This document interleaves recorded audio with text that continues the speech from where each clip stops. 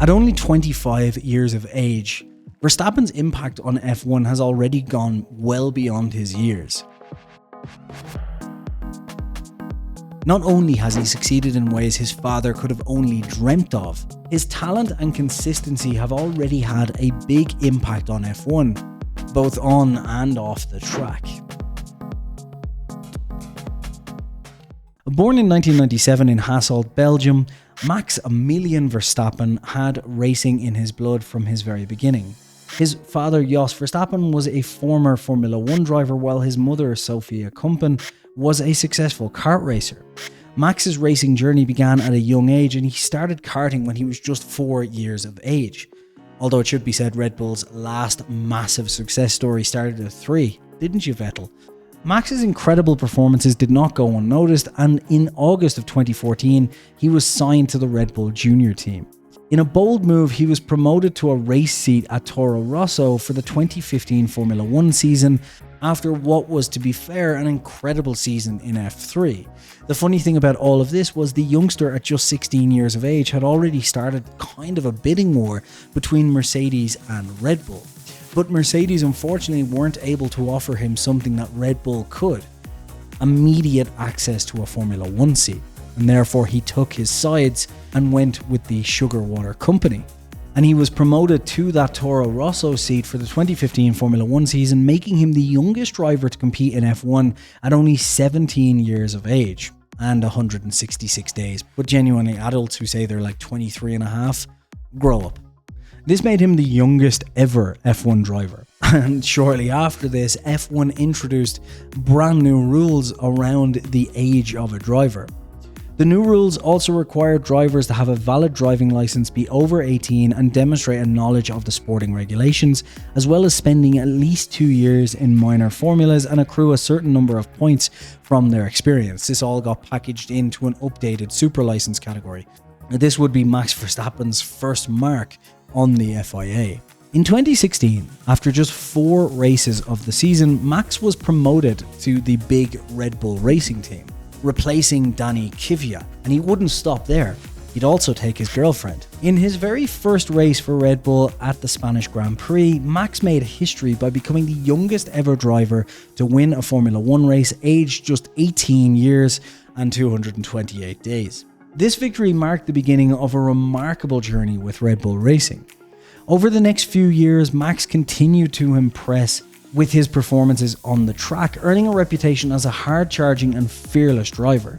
His aggressive driving style, coupled with his incredible overtaking skills, made him a fan favourite and a formidable competitor for his rivals.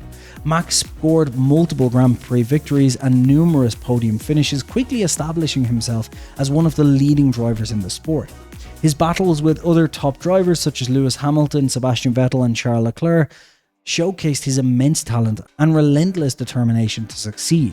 As Max continued to develop as a driver, Red Bull Racing worked tirelessly to provide him with a competitive car. Their partnership with Honda as a power unit supplier, which began in 2019, brought significant performances in both power and reliability.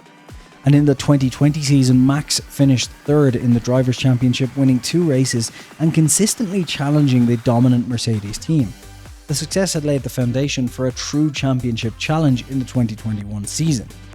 Before 2021, during his career, Max had most of the time had at best the 3rd fastest car on the grid, and the fact that he was able to take wins with that car was nothing short of spectacular.